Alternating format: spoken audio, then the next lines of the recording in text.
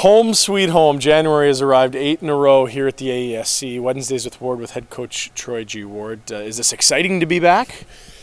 Well, it feels good. I mean, it's been a long time. I think we left here the 17th, somewhere in there. And so today's the 2nd. So it's been a long time since we've been here. It feels good to be home. And we're excited to be back home playing in front of our fans. Tell us about the last half of the road trip. The results were 3 points in 3 games, but from my perspective, I thought you certainly, for 2 of those games, I thought you had the lion's share of the chances. What did you make of it? Yeah, I think we was kind of like an Oreo. We were the dark part of the Oreo. We were good in the first game and good in the last game, and the white, we were kind of soft in that middle game there. We were very good. So, but we got 3 of 6. I like that part of it. But most importantly, I like the fact that I thought some guys played really well that hadn't either been playing that well or maybe had been playing pretty well for us, Ryan, but hadn't been scoring. And I thought some guys kind of started to step forward with their play during the last 3 games. So heading into the new year, you've got Paul Byron, who scored goals in 3 games in a row if you include the shootout goal. And Chris Kalanos was 4-2 in his last 4. Very Kalanos-esque of last year. What do those guys mean for you right now, given how dry early December was for goals?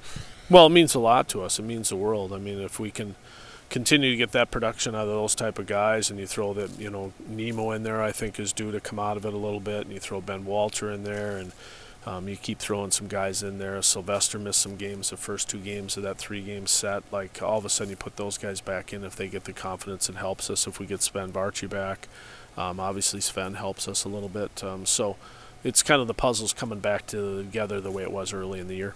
What is the status on Sven, and when do you think you'll know, if you don't know at this point?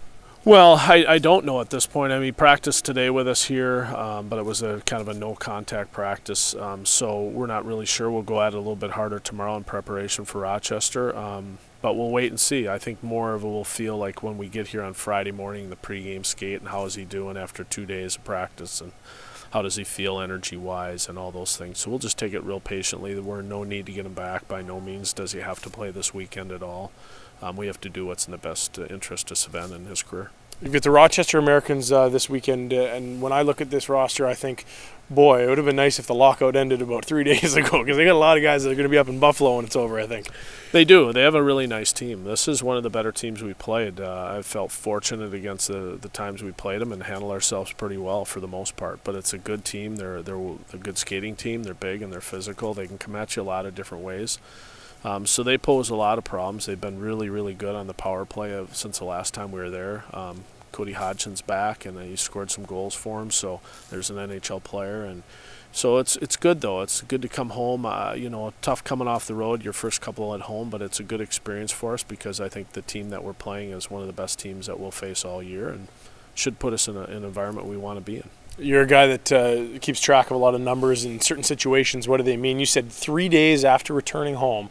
That's the toughest time to win a home game. This, I think, would fit that formula as a 3-day home game after travel. Maybe just talk about that situation. Well, it's just the odds are in the history of calculating the NHL and games when you come home, what's your winning percentage, and it's like low 20s to win in this game. You find yourself settling in. You have families. It's time to be a father again. It's time to get into all the things you haven't been doing. You mix in sometimes player appearances. You mix in all the things that take you away from the game. It's just part of the pro business, and it's a tough game to win. You kind of by the time you settle in and get yourself ramped up, and then you try and ramp yourself up the last second to play.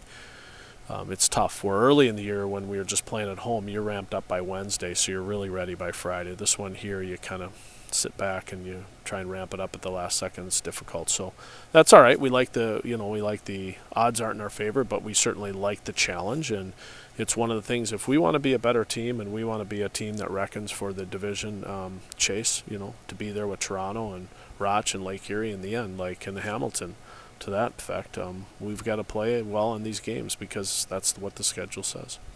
Finally, just fatherhood, you touched on it. Danny Taylor has joined the club. There's a lot of guys in that room that are dads, and he's the latest. It seems to really have profoundly been a magical experience for him.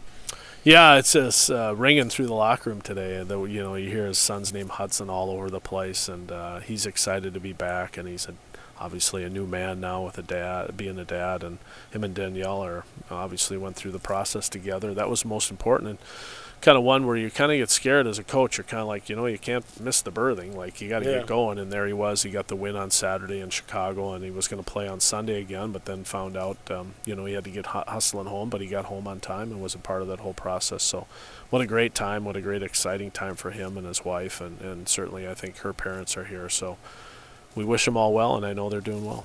Well, welcome home yourself, and we look forward to a busy month of January here at the AESC. Sounds good. Thanks.